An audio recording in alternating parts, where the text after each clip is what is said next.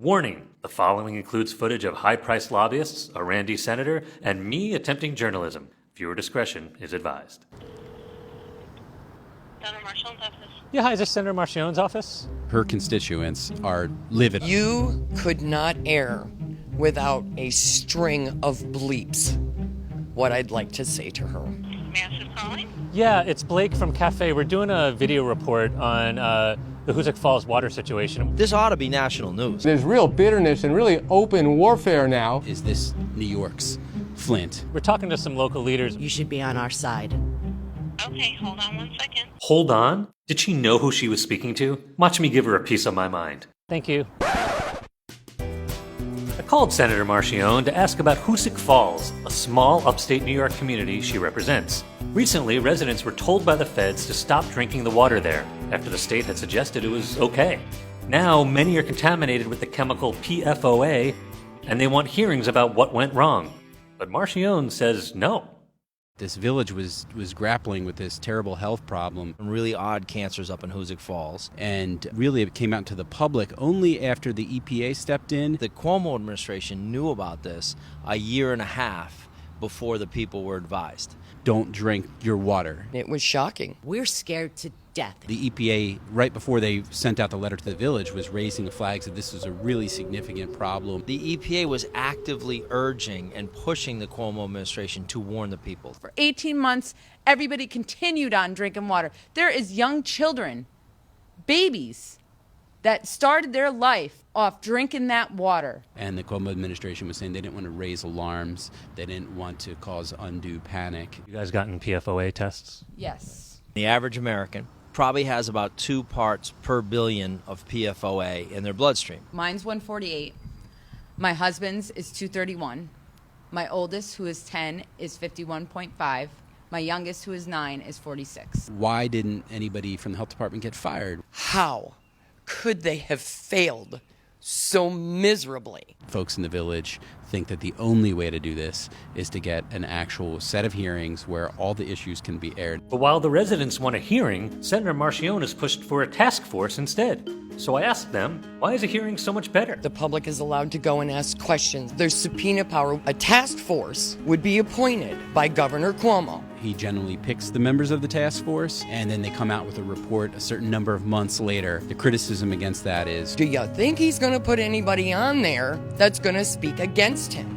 The public is then cut off. one would think that in a Democrat-controlled state, Republicans would have no problem exposing any sort of potential issues. In terms of Kathy Marchion, her constituents do want to know why she wouldn't at least take a stand on this. Or the Senate Republicans, who are the logical ones to hold hearings on this, but they're not doing it, and they're refusing to do it because they're in the tank with the governor. They say they want to look forward, basically, not backwards. Senator Marchion doesn't want to look back because behind us are the lies. Not holding hearings is a cover-up of a cover-up. We couldn't be insulted anymore over her actions and statements. If this took place in Westchester or Stamford or the Hamptons, they would absolutely be seeking answers. Are there a lot of wealthy political donors in this town?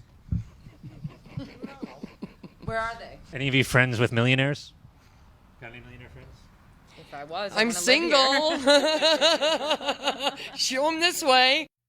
Despite my commanding tone, I never did connect with Senator Marchion's press office that day. I had just one last option if I wanted to find out why she didn't support holding hearings. We're right outside the State House in Albany, New York. This is where the governor and the legislative leaders are discussing their top priorities for this particular legislative session. We waited for Senator Marchion for a long time, but ultimately she did agree to talk on one condition. Excuse me, Senator, what do you think about hearings for Hoosick Falls water? People are upset, and they want to know if it's possible to get hearings so they can get accountability. I'll be back. We're going to make the ladies room. Okay, we'll talk afterwards. Thank you very much. Hi, Senator. Sorry to interrupt. I just wanted to say some people are upset because they think that a public... they think... Yes, yeah, sure. Who are you with? The senator stunned us by not recognizing me, but agreed she'd talk on camera once she found an aide to join in the fun. Now that our friend was with us, I asked Senator Marchion to explain why she wasn't pushing for hearings for Hoosick Falls. Let me just give you some history. Since this has occurred, there's been a lot of things that are going on in Hoosick Falls. After several minutes of numbers and facts about how the state's response had been strong after the initial delay, something with which many residents do agree, the senator finally got to my question. The reason I thought that it would be a better idea to have a joint task force that the governor would call is because then everyone is at the table. The thing about moving forward, though, and not looking back, last question, this is the last question. The thing about moving forward, well, you gave a long answer. I didn't want to interrupt you. I continued to press the senator, but her position didn't change. I still wondered if maybe the door wasn't completely closed on getting those hearings, so I decided to ask State Senator Kemp Hannon, who chairs the Senate Health Committee, whether the door really was open, but he was busy with other concerns.